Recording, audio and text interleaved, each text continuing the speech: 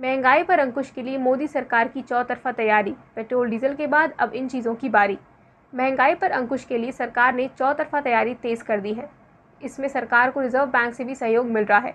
पिछले दिनों petrol diesel पर उत्पाद शुल्क घटाने और कुकिंग कोयला समेत अन्य चीज़ों पर आयात शुल्क पर राहत देने के बाद अब सरकार खाने पीने की चीज़ों जैसे खाद्य तेलों में शुल्क पर कटौती की संभावना तलाश रही है।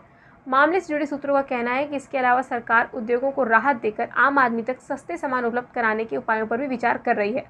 वहीं सरकार ने सालाना 20-20 लाख टन कच्चे सोयाबीन और सूरजमुखी तेल के आयात पर सीमा शुल्क तथा कृषि अवसंरचना उपकर को मार्च 2024 तक हटाने की घोषणा की है। वित्त मंत्रालय की तरफ से मंगलवार को जारी अधिसूचना के अनुसार सालाना 20 लाख टन कच्चे सोयाबीन और सूरजमुखी तेल पर वित्त वर्ष 2022 से 23 और 2023 से 24 में आयात शुल्क नहीं लगाया जाएगा। सरकार का मानना है आयात शुल्क में इस छूट से घरेलू कीमतों में नरमी आएगी और मुद्रास्फीति को नियंत्रित करने में मदद मिलेगी। विशेषज्ञों का कहना है कि पिछले दिनों ईंधन पर कर में कटौती और लोहा, इस्पात, कोयला, प्लास्टिक और सीमेंट की कीमतों को कम करने के उपायों से खुदरा महंगाई कम हो सकती है। उनका कहना है कि मई में खुदरा महंगाई दर घटकर 6.5 से 7.3% रहने की संभावना है। इसके अलावा जून के बाद महंगाई में 0.40% तक गिरावट आ सकती है। उपभोक्ता मूल्य सूचांक आधारित मुद्रास्फीति अप्रैल में 8 साल के उच्च स्तर 7.79% पर पहुंच गई। नोमोरू के विश्लेषकों का कहना है कि निश्चित तौर पर ईंधन कर में कटौती का प्रत्यक्ष और अप्रत्यक्ष असर निकट भविष्य में महंगाई पर पड़ेगा और इसमें 0.30 से 0.40 तक कमी आने की संभावना है। महंगाई रोकने को जीएसटी में संशोधन अभी टलेगा।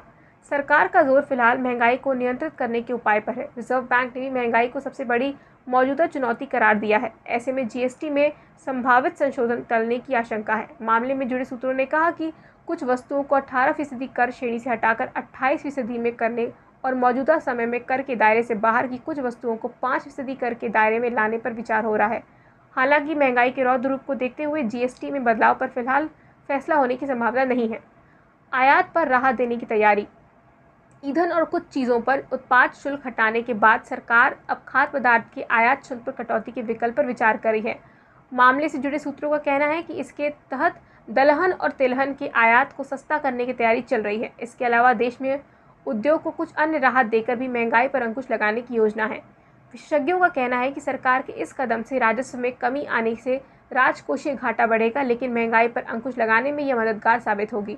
उत्पाद शुल्क में कमी से आने वाले समय में मुद्रास्फीति की तेजी पर अंकुश लगाने और मौद्रिक नीति को पूरक रूप में मदद मिलेगी। हमारा अनुमान है कि मई 2022 में खुदरा महंगाई दर 6.5 से 7% के बीच रहेगी।